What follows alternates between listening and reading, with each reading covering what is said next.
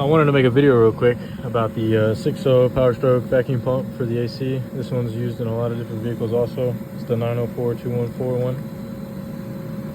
And it went out on me recently, and apparently these only last like 20,000 miles. People have a lot of bad experiences with them. And it's like $120 for one of these. So I figured, let me try to save myself some money and figure out why it went bad.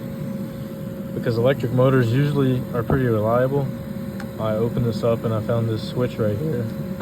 It's like a vacuum operated switch. You see right here.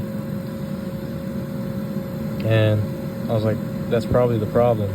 So it has two screws right here that you can adjust.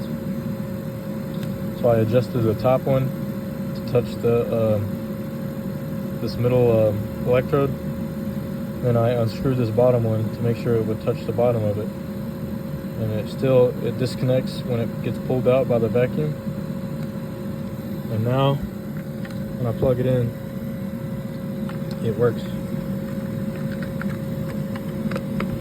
Just close this up. Set this in here.